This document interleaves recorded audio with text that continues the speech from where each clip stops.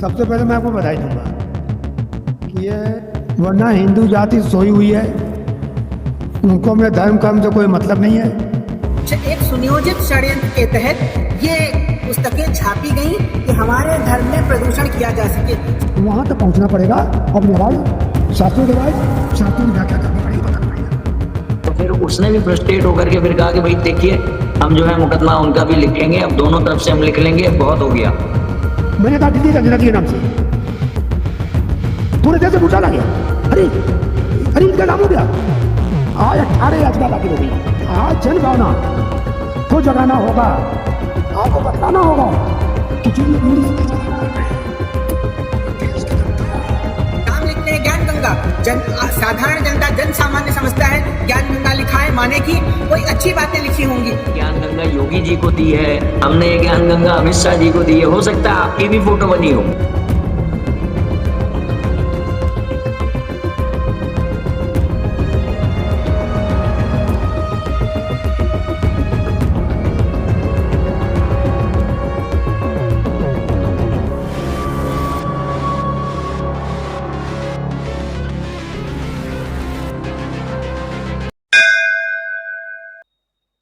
जय श्री राम हरिशंकर जी। जय श्री राम, जय श्री राम। जय श्री रंजना दीदी हमारी अग्रजा हैं और उनका कैमरा ऑफ है, कोई टेक्निकल इशू लग रहा है। तो जी दीदी, जय श्री राम दीदी। जय श्री राम, जय श्री राम। तो इनमें से दोनों ही व्यक्तित्व तो आपके समक्ष हैं यहाँ पर, और दोनों की ही अपनी अपनी ख्याति है, और साथ में दोनों ही सनातन धर्म के लिए लगातार सक्रिय हैं। बहुत सारे विषय हैं जिनमें प्रखर होकर के हमारे हरिशंकर जैन जी लड़ रहे हैं सनातन के लिए, हमारे मंदिरों के लिए, विग्रह के लिए। वहीं पे जो हमारी अग्रजा हैं रंजना अग्निहोत्री जी, उन्होंने भी यथावत धर्म के लिए कमर कस रखी है। बहुत सारे विषय हैं, बहुत सारे केसेस हैं जो इन्होंने कोर्ट में ये भी प्रखरता से सनातन धर्म का पक्ष रख रही हैं, और कई ज्यादातर केसेस ऐसे हैं जिसमें ये दोनों ही जो आपके समक्ष इस समय महानुभाव यहाँ पर हैं, तो ये दोनों ही साथ में मिलकर के केस लड़ रहे हैं। तो मैं शुरुआत हरिशंकर जी से करूंगा। थोड़ा सा हरिशंकर जी, ये जो केस है रामपाल का जो इस समय चल रहा है, इसको लेकर के आपका जो अपना एक पर्सपेक्टिव है दर्शकों को, जो हमारे श्रोतागण हैं, आम जनमानस है, उनको थोड़ा सा बताएं। देखिए, सबसे पहली बात यह है, सबसे पहले मैं आपको बधाई दूंगा कि ये द्विवेदी जी की वजह से ये आंदोलन आज दिख रहा है। वरना हिंदू जाति सोई हुई है, उनको अपने धर्म कर्म से कोई मतलब नहीं है। कोई पैसा पैदा करने से और अपने पद पैसे से मतलब है। द्विवेदी जी प्रखर हैं, और जब सबसे पहले मिले थे मुझसे तो मैंने इन सारी किताबों का अध्ययन किया था, और अध्ययन करने में बड़ी पीड़ा हुई थी। और पीड़ा इसलिए भी हुई कि आज हिंदू समाज में अकेले द्विवेदी जी क्यों आगे आए, और लोग आगे क्यों नहीं आए। इतना बड़ा स्कैंडल चल रहा है, पूरे देश में इस तरह की भद्दी किताबें बेची जा रही हैं, प्रसारित की जा रही हैं, और जनमानस में हिंदू धर्म के खिलाफ, हिंदू देवी देवताओं के खिलाफ एक माहौल तैयार किया जा रहा है, और लोग चुप बैठे हुए हैं। तो मैंने सोचा, मैं तो दिल्ली में हूँ, कि इसमें किसी योद्धा की ज़रूरत है। तो योद्धा कौन हो? तो योद्धा खोजने के लिए सबसे पहले वीरांगना देखा जाता है। तो मैंने देखा कि रंजना जी सबसे उपयुक्त व्यक्ति हैं, जो कि इस मामले को घंटा बजा सकती हैं। क्योंकि व्यक्ति ऐसा चाहिए था जो डरे नहीं, लालच में ना आवे, किसी प्रभाव में ना आवे। तो रंजना जी के हाथों ये बागडोर है, और वो अच्छे तरीके से इसको ले चल रही हैं, आगे ले चल रही हैं। प्रारंभिक सफलता कोर्ट से मिली है और मुझे उम्मीद है कि आगे भी सफलता मिलेगी। अब रंजना जी इस बारे में ज़्यादा पूरा विस्तार से बताएंगी। जी जी रंजना दीदी, आप थोड़ा सा आगे इसको थोड़ा सा प्रकाश डालें चीजों पर। देखिए, सबसे पहले तो शिवांश जी, आपको बहुत बहुत आशीर्वाद, और ये आशीर्वाद मिला है हमारे हरिशंकर जैन सर के कारण आपको, क्योंकि हरिशंकर जैन साहब ऊपर से प्रत्यक्ष और परोक्ष रूप से हम लोगों पर अपनी दृष्टि रखे हुए हैं। जैसे गुरु कुम्हार कुम्हार जैसे घड़े को पीट पीट के सही करता है, वैसे ही इनकी दृष्टि हमेशा मेरे ऊपर रही और इन्होंने हमें इस योग्य बनाया कि आज जैन सर गर्व से कह सकते हैं कि मैंने जो ये लड़ाई दी है सही योद्धा के हाथों में दी है। तो इनको बहुत बहुत हृदय से मेरा नमन है, और इन ऐसे ही मार्ग हमारा प्रशस्त करते रहें तो हम लोग सनातन धर्म के लिए कुछ कर पाएंगे। अब आते हैं हम लोग मुद्दे पर। देखो, सनातन धर्म में जो नक्कालों के द्वारा नकली किताबें बेची जा रही हैं, और सबसे बड़ी बात है जो पायरेसी है, भारत में क्या होता है, नकलीपन, पायरेसी, एक सुनियोजित षड्यंत्र के तहत ये पुस्तकें छापी गई कि हमारे धर्म में प्रदूषण किया जा सके, सनातन धर्म में प्रदूषण किया जा सके, और धोखे में रख के, क्योंकि नाम लिया गीता का, नाम लिया गंगा का, नाम लिया कृष्ण का, नाम चुराया कृष्ण का, नाम चुराया श्री राम का, नाम चुराया माँ दुर्गा का, नाम चुराया शंकराचार्यों का, और नाम चुराया हमारे सनातन धर्म के वेदों पुराणों का, और अंदर गंदगी भर दी, अंदर अश्लील साहित्य भरा इन लोगों को। और इसका जो मास्टरमाइंड है, जेल में बैठ करके ग्रामीण अंचल की सीधी साधी भोली भाली जनता को अपने चंगुल में फंसा करके ये व्यापार कर रहा है। ये धर्म को, हमारे सनातन धर्म को प्रदूषित कर संक्रमित करने का कार्य कर रहा है। ये इतनी बड़ी महामारी है जो कि पूर्व में प्लेग और हैजा चलता था, उससे भी बड़ी महामारी है। इसको लेकर के अपने गुरुजी माननीय हरिशंकर जैन के दिशा निर्देश में जो याचिका दायर हुई है, उसको माननीय न्यायालय ने बड़ी गंभीरता से लिया, क्योंकि पुस्तक के सारे पृष्ठ, जिन पृष्ठों में भगवान श्री राम को, माँ दुर्गा को, भगवान विष्णु को, भगवान श्री कृष्ण को, माँ सीता को, हमारे महादेव जी को अश्लील शब्दों से का प्रयोग किया गया था, उन सब पृष्ठों को माननीय न्यायालय ने देखा। और जब बहस चल रही थी तो मैंने स्वयं इस बात को महसूस किया कि माननीय न्यायमूर्तियों को न्यायालय में उस समय इन पृष्ठों को देखकर कितनी पीड़ा हुई। सारी बातें सुनी, राज्य सरकार को भी सुना, और सेंट्रल गवर्नमेंट के भी जो अधिवक्ता आए थे उनको भी सुना। उनको पूरी तरीके से विधिवत सुनने के बाद माननीय न्यायालय ने ये नोटिस जारी किया और ये बताया कि बताएं राज्य सरकार ने इन पुस्तकों को सील करने का और सीज करने की कार्यवाही अब तक क्या की है। वैसे आप दोनों महानुभावों का बड़प्पन है जो मुझे इसका श्रेय दे रहे हैं। ये कहीं ना कहीं इस युद्ध के सूत्रधार आप ही दोनों हैं, और आप लोगों ने इस तरह से अगर आगे आकर के सक्रियता ना दिखाई होती तो संभवतः मेरा इतना सामर्थ्य नहीं था। वो गुरुदेव गुरु गोविंद ग्रंथ की कृपा है कि आप लोगों का मार्गदर्शन मुझे प्राप्त हो गया।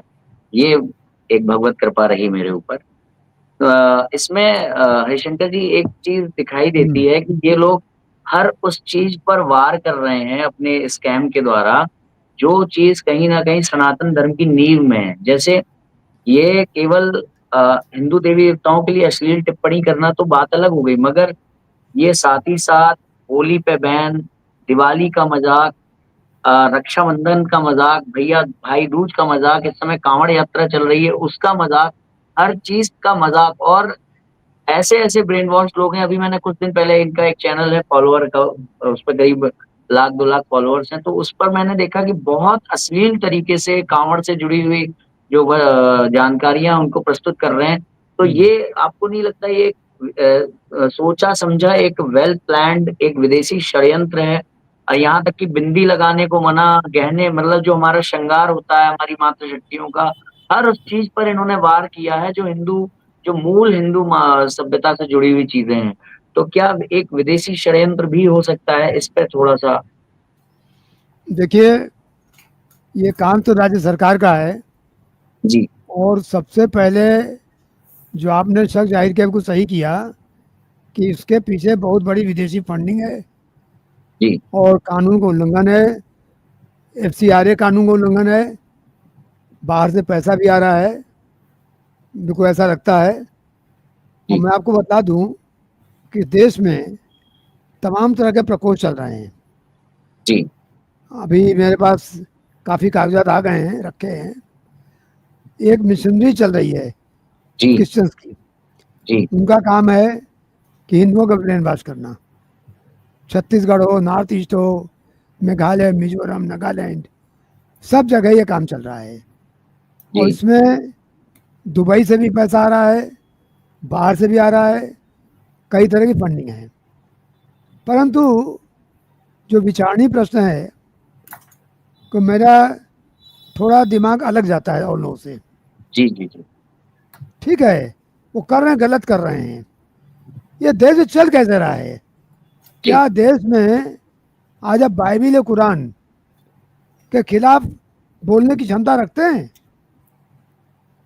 वो जी, टेरर कि ऐसा करेंगे तो ऐसा हो जाएगा, जी, आज हम लोग ऐसा क्यों नहीं पैदा कर पा रहे हैं? और तो मोटी मोटी बात जो मैं समझ में आती है कि हिंदू धर्म का ज्ञान आम जनता तक, दलित समाज तक पहुंचना चाहिए और उसको बतलाना पड़ेगा कि आपका भला केवल हिंदू देवी देवताओं से, पूजा पाठ से ही हो सकता है। और ये तब होगा जब ज्ञान आप केवल समर तक न रखें, आप ज्ञान की अपनी जो ध्वनि है उसको नीचे तक पहुंचाइए।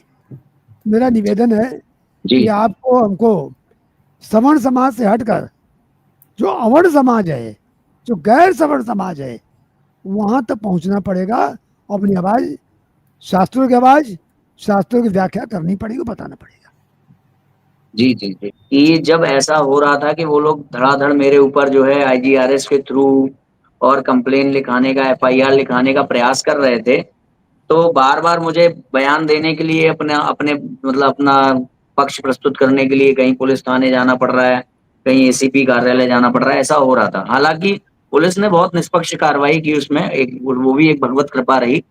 पर एट द एंड एक समय ऐसा भी आया जब पुलिस ने भी फ्रस्ट्रेट होकर के ये कहा कि ऐसा है, हम आपका मुकदमा लिख ले रहे हैं, मगर हम अब जब उनका मुकदमा आएगा तब हम उनका भी लिखेंगे, क्योंकि हम परेशान हो चुके हैं। तो पुलिस ने ये भी कहा कि भई मतलब पुलिस एक एक हद तक जाकर के वो निष्पक्ष कार्रवाई करते-करते पुलिस को जब वहाँ पर वो महसूस नहीं हुआ कि यहाँ पर बहुत ज़्यादा हमारी मेहनत जा रही है, बहुत ज़्यादा हमारा श्रम जा रहा है, तो फिर उसने भी फ्रस्ट्रेट होकर के फिर कहा कि भई देखिए, हम जो है मुकदमा उनका भी लिखेंगे, अब दोनों तरफ से हम लिख लेंगे, अब बहुत हो गया। तो वहाँ पे कहीं न कहीं उस दिन मुझे लगा था कि आज जो जिस तरह से निडर होकर के मैं थाने में जा रहा था और बार-बार अपनी सच्चाई भई हम वहाँ पे अपने लिए तो जा नहीं रहे हैं। हमारे देवी-देवताओं को आपने गाली दी है इसलिए हम आ रहे हैं बार-बार।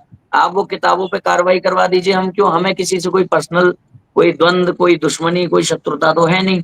मगर उस दिन मुझे लगा था कि भई और जब जो पुलिस अब तक साथ दे रही थी, मतलब साथ हमारा नहीं, न्याय का वो साथ दे रही थी, निष्पक्ष होकर के कार्य कर रही थी, मगर जब उधर से ऐसी आवाज़ आई, तो वहाँ पे वो जो आपने बात कही ना कि एक विवेकी को भी बोलना से मना कर दिया, वहाँ पे कहीं न कहीं पुलिस थाने में जाकर के अपनी आवाज़ को यथावत रखने की जो भावना थी, उसको कहीं न कहीं उन्होंने चोट तो पहुँचाई। हालाँकि वो बात अलग है कि ऐसा होता है कि जब हम अपनी गीता पढ़ लेते हैं भगवत भगवत श्रीमद् भगवत गीता वो श्लोक पढ़ लेते हैं नैनम छिन्दन्ति शस्त्राणि नैनम दहति पावका न चैनम क्लेदयन्त्यापो न शोषयति मारुतः। तो उसके बाद किसी प्रकार का फिर वो भय इत्यादि रह नहीं जाता है व्यक्ति को, वो बात एक अलग है। मगर यदि कोई सामान्य व्यक्ति हो जो अपने धर्म की रक्षा के लिए वहाँ जा रहा हो, तो उसको इस सिचुएशन में चुप होना ही उपयुक्त लगेगा कि भैया अब मैं बैठ जाता हूँ। नहीं तो अगर मैंने कुछ किया तो मुझे बुलाया जाएगा। जैसा कि उदाहरण के लिए हरिशंकर जी एक हमारे पिटिशनर हैं, 17 पिटिशनरों में से एक हैं। उनका नाम है हिमांशु जोशी जी। राष्ट्रीय सेवा संघ नाम से वो संस्था के अध्यक्ष हैं और वहाँ से ऑपरेट कर रहे हैं उत्तराखंड हरिद्वार से। उन्होंने भी बहुत वहां पर मुहिम चलाई, मतलब किस तरीके से उनके भी संज्ञान में जब आया तो उन्होंने अच्छे से वहां पर आवाज उठाई। आवाज उठाते उठाते वहां के प्रशासन ने क्या किया कि हल्द्वानी का जो इनका सेंटर चल रहा है रामपाल का, वो सेंटर उन्होंने सील तो किया, मगर ये कहते हुए सील किया कि यहाँ ये जो बिल्डिंग है अवैध रूप से बनी हुई है, मतलब इसके नक्शे वक्शे में कुछ दिक्कत है, इस तरह से सील किया। मगर जो प्रॉपर एक कार्रवाई होनी चाहिए थी कि यहाँ पर इलीगल रूप से किताबें हैं, ये किताबें इलीगल रूप से छप रही हैं, वो कोई कार्रवाई नहीं। उल्टा क्या हुआ, हिमांशु जी के ऊपर इस समय वहां से कई बार नोटिस आ चुका है पुलिस का, हिसार में एक एफआईआर दर्ज हो गई उनके ऊपर कि आपने किसी फला फला व्यक्ति को और जो है क्या कहते हैं ये गाली दी है, जाति सूचक शब्द कहे हैं। तो ये वो सवर्ण है हिमांशु जोशी, उन्होंने बोला और जाति सूचक शब्द कहने के नाम पे उन पर जो है एफआईआर होगी। तो जहां पर एक सामान्य व्यक्ति फिर ऐसी स्थितियों में घबरा जाता है। और पॉलिटिकल भी या कहेंगे बड़े अफसर भी तब तक इन मामलों में अपना मुंह नहीं खोल रहे हैं या एक्टिवनेस खुद से नहीं दिखा रहे हैं। यदि कोई सवर्ण जाकर के, या विवेकी, सवर्ण छोड़ दीजिए, विवेकी कोई व्यक्ति बार बार जाकर के कह रहा है कि भाई ऐसा हो रहा है, इस पे आप संज्ञान में लीजिए, मगर वो तब तक नहीं कर रहे हैं जब तक ऊपर से कोई दबाव ना उनके ऊपर आ जाए। तो इस पे थोड़ा सा आप मार्गदर्शन करें, ऐसी स्थिति में क्या करें फिर विवेक? मुझसे का है? जी जी जी। देखिए रंजना जी, हमारे में सहमति और असहमति का दौर बराबर चलता रहता है। उन्होंने जो बात कही है मैं उससे थोड़ा असहमत हूं। काम करने वाला व्यक्ति कभी नहीं देखता कि कौन उसकी बात सुन रहा है कौन नहीं सुन रहा है। बात सुनवाई जाती है, बात सुनवाई जाने की क्षमता चाहिए। मेरा विश्वास है कि अगर आपका मार्ग सही है और सच्चाई के रास्ते पर हैं तो सुनना पड़ेगा। राजनीति कोई बड़ी चीज नहीं है। राजनीति कौन करता? हम ही आप करते हो। हम आप राजनीति में अपनी राजनीति करते हैं। आज सुनवाई न होने की वजह है कि आज वो समाज जो बुद्धिजीवी है, मैं सवर्ण नहीं कह रहा, बुद्धिजीवी कह रहा हूं, यह जागरूक समाज है, आज वो अपने स्वार्थ में बटा हुआ है, जिसकी वजह से मैं ये करूंगा तो मुझको इसका टिकट मिल जाएगा, मैं ये बोलूंगा तो ऐसा नहीं हो पाएगा। कोई आवाज नहीं दबा सकता। आवाज दबाने की ताकत नहीं है। आपकी आवाज में दम होना चाहिए, और दम तब आएगा जबकि आपका प्योर रास्ता एक चिड़िया, एक क्षेत्र के में हिंदुत्व दिख रहा है उस पर रहेगा। परंतु दुख के साथ मुझे कहना पड़ रहा है कि जो अधिवक्ता बंधु हैं, आज मैं एक दो की बात नहीं कर रहा हूं, आमतौर पर अधिवक्ता बंधु हैं, सरकारी वकालत मिल जाए, हमारे अपॉइंटमेंट हो जाए, हम फला पोस्ट पा जाएं, इसके लिए तो संगठन में घुस जाएंगे। तो जब काम करने की बात आएगी तो कोई काम नहीं करता, क्योंकि होगा कि अरे मैं क्या करूं, मेरा कोई फायदा नहीं है। आपको रंजना जी, आपको वो पैदा करनी है भावना इन अधिवक्ताओं में कि भैया नहीं, आपको फायदे के लिए नहीं, आपको नुकसान के लिए आगे आना है। और जब हम, हमारे ऐसे लोग जो बुजुर्ग हैं, जो एक एज पा चुके हैं, या रंजना जी हैं, ऐसे लोग भावना पर हैं समाज में, उन अधिवक्ताओं को कि नहीं, आपको धर्म के लिए कार्य करना है, पैसे नहीं लेने हैं, निःशुल्क सेवा करनी है, आपको पाना नहीं है, खोना है, तब देश का कल्याण होगा। जैसे आपने भी कहा, हिमांशु जी को नोटिस आ गया, हम लोग बैठे हुए हैं, क्यों नहीं हो सकता है? तो मैं शिवांश जी आपसे कहना चाहता हूं कि आप इसी मौका पाकर इसी के साथ एक टीम तैयार कीजिए पूरे देश में अधिवक्ताओं की, जो कि समर्पण की भावना से, हिंदुत्व की भावना से काम करें। और उनको संकल्प होगा कि हम कभी कोई टिकट नहीं मांगेंगे, किसी पद के पीछे नहीं जाएंगे और केवल हिंदू समाज की सेवा करेंगे, हिंदू समाज के लिए काम करेंगे। और ये बता दूं आपको, आपका सारा आंदोलन जाया है। हम रोते रहेंगे, कोई हमारी नहीं सुनता, हमको कौन सुनेगा, हम तो सवर्ण हैं, हमारी तो सुनवाई नहीं है, हम पोलिटिकली दबा दिए गए। कोई नहीं दबा सकता। इसके लिए आपकी टीम चाहिए और टीम वर्क चाहिए। और टीम वर्क में सबसे पहली बात है, पाने की लालसा छोड़ दीजिए, खोने की क्षमता रखिए, खोने की। और हमको आपको वो टीम तैयार करना है।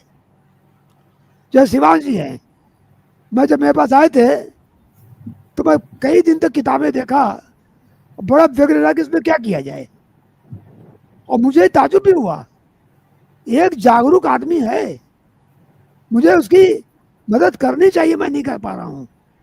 कई बार फोन आए, मैं विचलित हुआ, फिर बाद में सोचा कि इसकी ये तरकीब हो सकती है। तो आखिर आप जब उभर सकते हो, किताबें ऐसा तो नहीं कि आप ही ने पढ़ी अकेले, समाज बहुत लोगों ने पढ़ी, तो जागरूकता क्यों नहीं है? जागरूकता इसलिए नहीं है कि पॉलिटिकल नहीं है, जागरूकता इसलिए नहीं है कि हमारा आपका जो बुद्धिजीवी समाज है और सो रहा है, स्वार्थ में लिप्त है और उसके पास निष्काम कार्य की भावना नहीं है। तो मैं इस बात को पहले सब बातों से अलग कहना चाहता हूँ। कुछ व्यक्तियों की, अधिवक्ताओं की, या कुछ अपने जो लाइक माइंडेड हैं, एक ऐसी टीम तैयार होनी चाहिए जो कि केवल गिव की भावना रखे, नो टेक।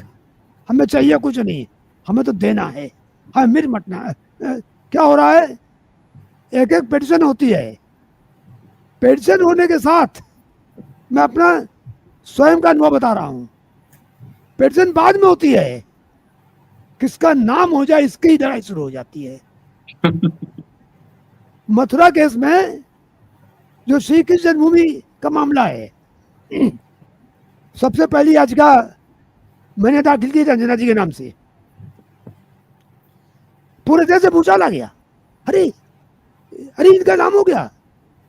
आज 18 याचिका दाखिल हो गई और उसकी वजह से कोर्ट में केस नहीं हो पा रहा है। सब अपने अपनी चिल्ला रहे हैं, अकल दिखाने में लगे हैं कि मेरा नाम हो जाए। किसी जन्मभूमि आवे, इससे मतलब नहीं है।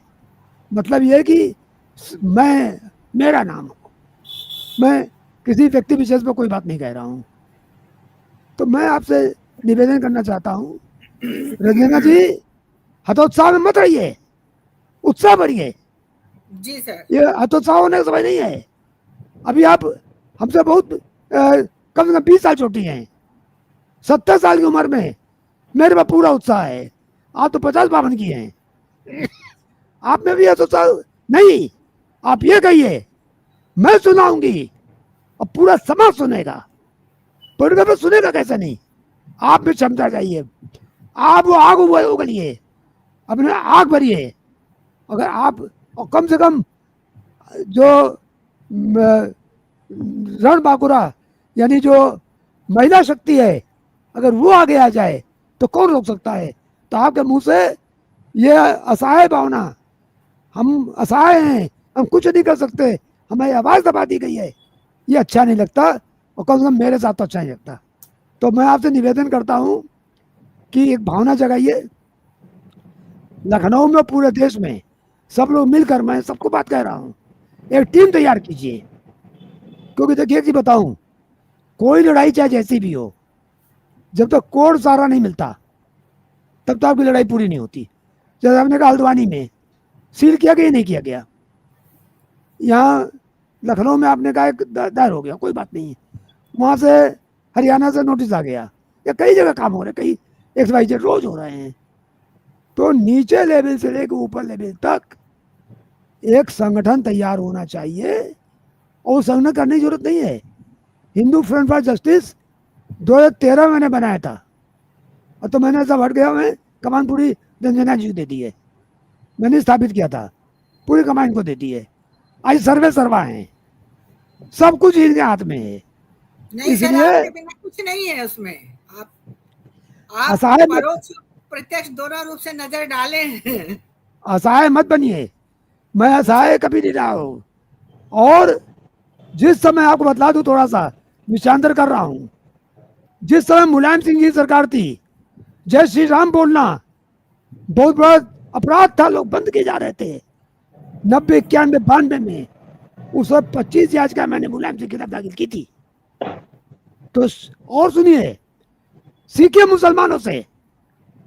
आज कहने के लिए मुसलमानों की सरकार नहीं है, हिंदुओं की सरकार है।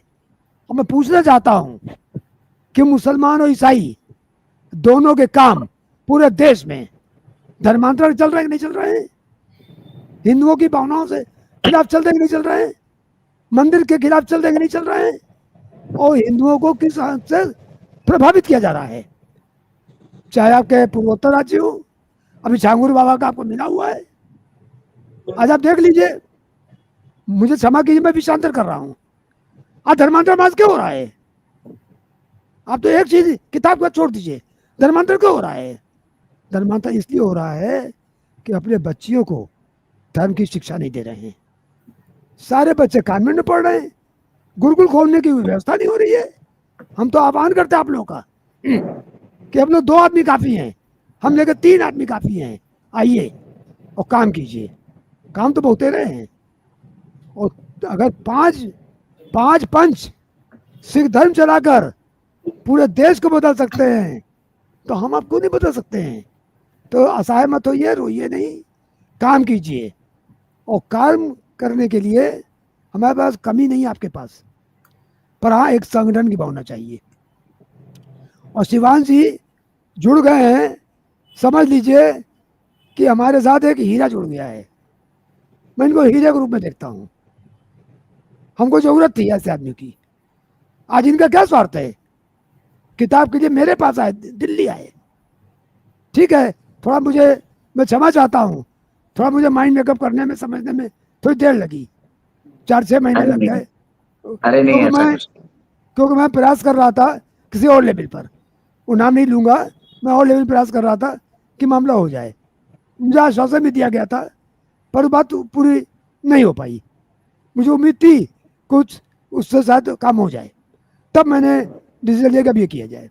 ये काम मुझे 6 महीना करीब मैं लेट हो गया, मैं इसे क्षमा चाह रहा हूँ। परंतु मैं आपका, रंजना जी का, सबका ये आह्वान करता हूँ कि आप लोग असहाय मत होइए, हीन भावना से ग्रस्त मत होइए, निष्प्राण मत होइए, और ये अपने में इतनी क्षमता रखिए कि मैं एक आवाज उठाऊंगी या उठाऊंगा तो सरकार को सुनना पड़ेगा। जरा बतला दीजिए, याद कीजिए जयप्रकाश नारायण जी का वो समय 1973, उन्होंने क्या कहा था? समग्र क्रांति चाहिए, आवाज उठा दी थी, पूरा देश हिल गया था जयप्रकाश नारायण जी की तरफ से। पूरी इंदिरा गांधी सरकार हिल गई थी उनके नाम से। अन्ना आंदोलन शुरू हुआ था, पूरी कांग्रेस गवर्नमेंट हिल गई थी, और मनमोहन सिंह सरकार को, उनको संसद में सैल्यूट करना पड़ा, और आज उनका फल मिला। ठीक है, कम या ज्यादा बना, एक एक्ट बन गया। तो ऐसा नहीं है, आवाज उठाने वाली क्षमता चाहिए, और वो आग हमको आपको पैदा करनी पड़ेगी सबसे पहले। और मैं रिपीट कर रहा हूं, मुझे माफ कीजिएगा, किसी भी आग को पैदा करने के लिए सबसे पहला जरूरी होता है, हमको दिया बनना पड़ता है, लौ जलना पड़ता है, खुद को जलाना पड़ता है। जो लौ बन के जलेंगे तो तेल की तुलू डालते ही रहेंगे, पर लौ तो बनिए। और लौ बनने के बाद आप फायदे को उम्मीद मत कीजिए, सब चीज को किनारे रख दीजिए। केवल ये रखिए कि हमको हिंदुत्व चाहिए और हिंदुत्व का काम चाहिए, निष्काम और बिना किसी स्वार्थ के इस काम में आगे बढ़िए। हम आप 3 आदमी हैं, और जोड़िए, और जोड़िए, देखिए आवाज कैसे नहीं बनते हैं। आपको याद होगा रंजना जी, जो हिंदू फ्रंट फॉर जस्टिस 2013 बनाया था, कौन सुनने वाला था उस समय हाई कोर्ट में? और हमारे फ्रेंड ने कितने केस किए, कितने काम किए, और कितने काम हुए हैं। हम लोग भी तो अकेले थे, लोग मजाक बनाते थे कि क्या पागलपन है। इसलिए मैंने विश्व हिंदू अधिवक्ता संघ बनाया था 1990 में, जिस समय भगवान उनकी मुलायम सिंह साहब की सरकार थी। उस समय उसको जन्माया और काम हुआ। तो मैं ज़्यादा रिपीट ना करके केवल इतना कहना चाहता हूँ कि निराशा की भावना मत रहिए, काम कीजिए, पूरे जोश के साथ कीजिए और संकल्प ले लीजिए कि हमको इस हिंदू समाज को बदल देना है। कोई जरूरत नहीं, किसी राजनीतिक पार्टी की जरूरत नहीं है। राजनीतिक पार्टी हमारे पास आएगी, हमारे पास आएगी। हमको वो क्षमता चाहिए, वो क्षमता लाइए। शास्त्र का ज्ञान आपके पास है, रंजना जी के पास है। मैं तो अज्ञानी आदमी हूँ, पर जो कुछ थोड़ा बहुत हो सकता करता रहता हूँ। दूसरी बात, आज जन भावना को जगाना होगा, आपको बतलाना होगा कि जो लोग हिंदू समाज के खिलाफ बोल रहे हैं वो देश के गद्दार हैं, ट्रेटर हैं, और इस देश में अब हिंदू समाज की अवमानना नहीं चलेगी, देवी देवताओं का मन नहीं चलेगी। ये वार्निंग देनी पड़ेगी आपको, कोई डरने की जरूरत नहीं है। कई चीजें हो सकती है, समाज का बहिष्कार हो सकता है, कोई जरूरी नहीं कि हम हिंसा करें, बिना हिंसा के काम हो सकते हैं। अगर हम लोग बहुत से काम करना चाहें तो बहुत से काम हो सकते हैं। दुकानों सामान लेना है, हम नहीं लेंगे ऐसे लोगों से, झुकना पड़ेगा लोगों को। तो हमको आपको बैठकर एक कमरे में चुपचाप शांति से बैठकर फार्मूला निकालना पड़ेगा और वो दिशा पूरे समाज को देनी पड़ेगी। समाज तो बदलेगा, समाज बदलना कोई बड़ी बात नहीं है, हमेशा बदलेगा। और एक ही दो आदमी बदलते हैं, कोई झुंड नहीं बदलता है कभी, झुंड कभी नहीं बदलता है। जब आरएसएस बना था, हेडगोवार सब अकेले थे, कुछ लोग थे, मुट्ठी भर थे। आसन क्या है, तो ऐसे ही बनता है, हमेशा ऐसे ही बना है। तो इसलिए मैं निवेदन करता हूं कि जो मात्र शक्ति है, अगर वो निराश हो जाएगी तो बहुत बड़ा नुकसान होगा।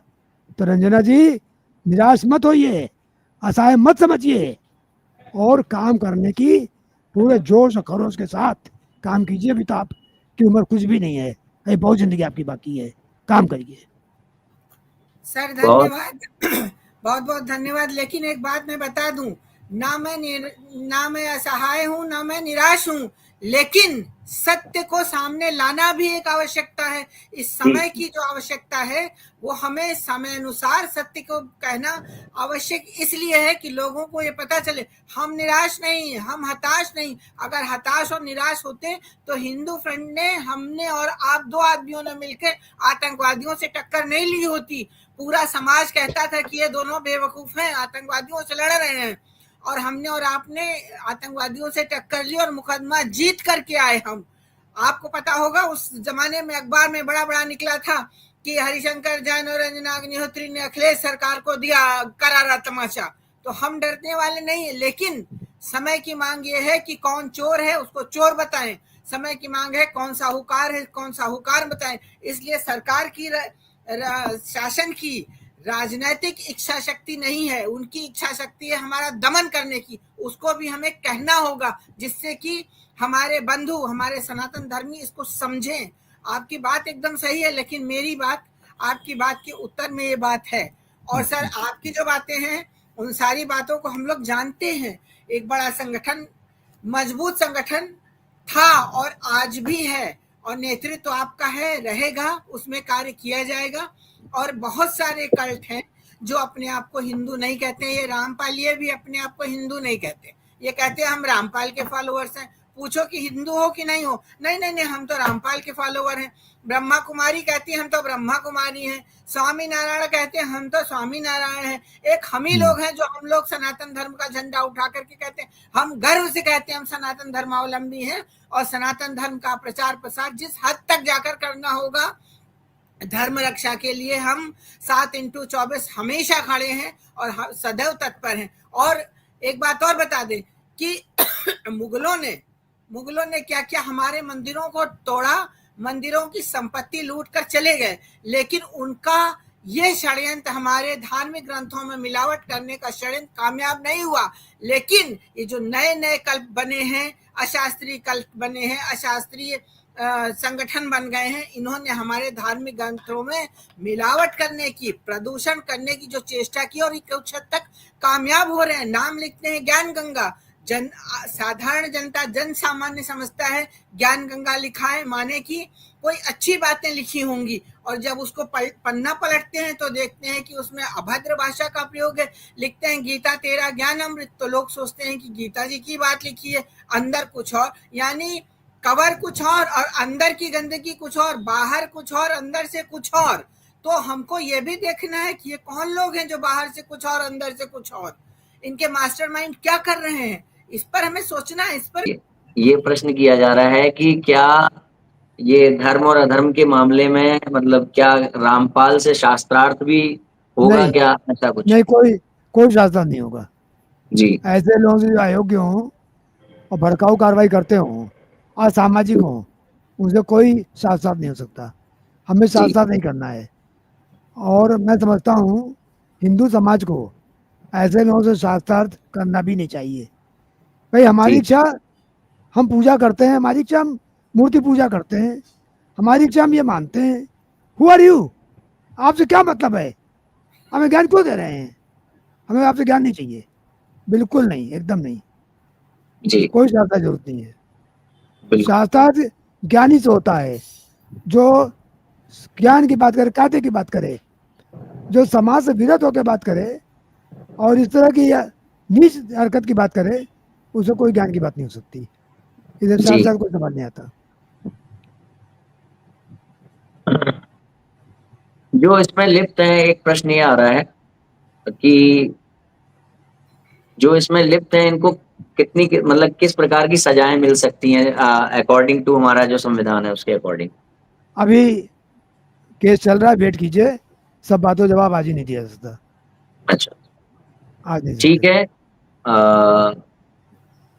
चलिए ठीक है, दो एक प्रश्न हमने ले भी लिए। बहुत बहुत आभार आप दोनों ही का, मान्य हरिशंकर जैन जी और मान्य हमारी अग्रजा रंजना अग्निहोत्री जी, आप दोनों ही का बहुत बहुत साधुवाद कि आपने सनातन धर्म की ध्वजा को पकड़ा और फिर इस लड़ाई में जो हमें जो एक मार्गदर्शन चाहिए था संवैधानिक और जो नीतिगत होकर के लड़ाई लड़नी थी, वो मार्गदर्शन हमें आप दोनों ही से प्राप्त हुआ।